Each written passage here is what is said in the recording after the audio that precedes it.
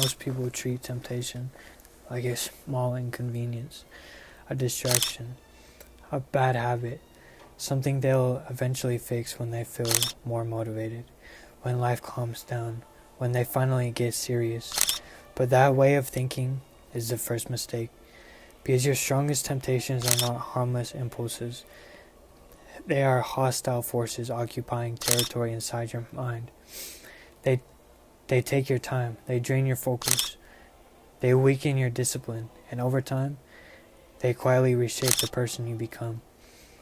Every time you give in, even in small ways, you're not just making a mistake, you're reinforcing a pattern. You're teaching your brain what controls you, and eventually, those patterns become chains.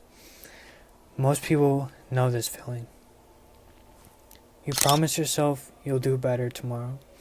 You tell yourself that this is the last time. You rely on sheer willpower to fight the urge. When it shows up, but the urge shows up again and again and again, and every time it does, the fight feels harder. The reason is simple. Most people are trying to win a war with nothing but momentary resistance. They wait until the temptation is already in front of them, until the craving is already loud, until their brain is already flooded with stimulation. Then they try to fight it. That's like trying to defend a city after the enemy has already taken the gates. You don't win battles that way. You win with strategy. You win by dismantling the systems that feed temptation before the urge even has a chance to grow. Because temptation survives on these three things: access, stimulation, and repetition. Remove those three things and the machinery of desire begins to break down. What once felt overwhelming becomes weaker. What once felt automatic becomes something you can finally control. So today, we're going to talk about 3 strategies that can completely change how you deal with temptation. Not motivational tricks, not temporary bursts of discipline, but practical, battle-tested ways to starve your impulses and reclaim control of your life. The first strategy is this: control the battlefield. Most people underestimate how much their environment shapes their behavior. Your surroundings are not neutral. Your phone, your bedroom, your rowdiness, the people you spend your time with, the content you consume every day, all of these things are either strengthening your discipline or feeding your impulses. Temptation rarely appears out of nowhere. It follows patterns: late nights with nothing to do, endless scrolling, isolation, unstructured time. When the brain is bored, overstimulated, or searching for quick rewards, the door opens for impulse to walk right in. And if the triggers are always nearby, the battle becomes constant. But here's the thing: great strategists understand the best fight is the one you never had to fight. Instead of relying on willpower in the moment, you remove the trigger before it activates the urge. Delete the apps that lead you down destructive paths. Block the websites that keep pulling you back. Change the routines that create idle time. Rearrange your environment so discipline becomes easier and temptation becomes inconvenient. These are not extreme measures. They are intelligent ones. Because every general who has ever won a battle understands the importance of shaping the battlefield before the fight begins. If temptation requires effort to reach, if the triggers are no longer constantly visible, the intensity of the urges begin to drop, not instantly, but steadily. The second strategy is psychological control. Most people think temptation is purely psychological. They think it's just a matter of mindset or morality. But there's also a biological side to this battle. Your brain runs on chemistry. When you're sleep deprived, overstimulated, constantly chasing dopamine, and barely moving your body, your brain becomes the perfect environment for impulses to grow stronger. Think about the moments when your discipline is weakest. Late at night, when you're tired, when you've been staring at screens all day.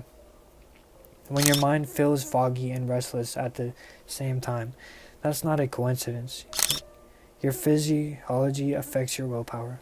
When your body is weak, your impulses gain leverage. But when your body is trained, your impulses lose their advantage. Exercise forces your brain to endure discomfort. Cold showers teach you how to stay calm in stress. Consistent sleep stabilizes your emotional state. Structured routines give your mind productivity and strength. Over time, these habits create something powerful. They turn discipline into a default state instead of a constant struggle. You stop reacting to urges. You start commanding your actions. And slowly the impulses that once felt overwhelming start losing their grip. The third strategy goes even deeper. Because this battle isn't just psychological and it isn't just biological, it's also spiritual. Whether you describe it in religious terms or simply as inner awareness, there's a part of you that can observe your thoughts and impulses without becoming them. But modern life is destined to drown that voice out. Constant notifications, endless entertainment, non-stop stimulation. Your attention is scattered across 1,000 distractions every single day. And when your attention is scattered, your impulses become stronger. Because the moment you stop being aware, you start acting automatically. This is why spiritual discipline have existed for thousands of years. Prayer, meditation, silence, reflection. These practices train something that modern life desperately tries to destroy: your ability to observe your mind.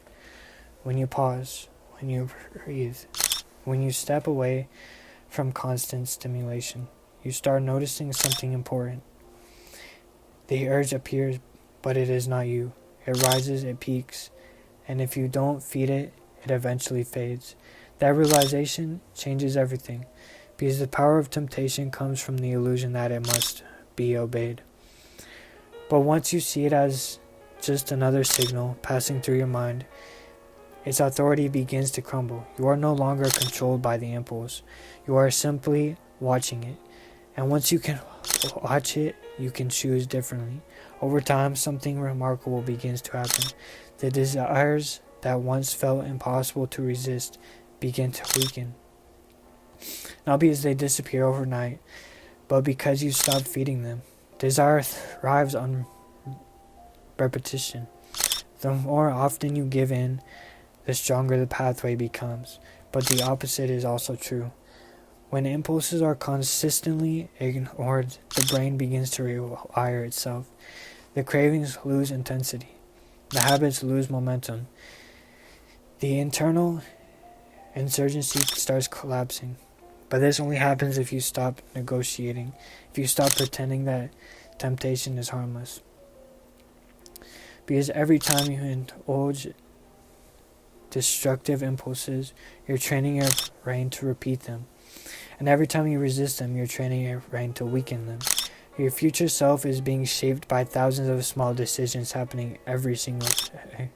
Most of them seem insignificant in the moment. 5 minutes of scrolling, one impulsive choice, one moment where discipline feels inconvenient.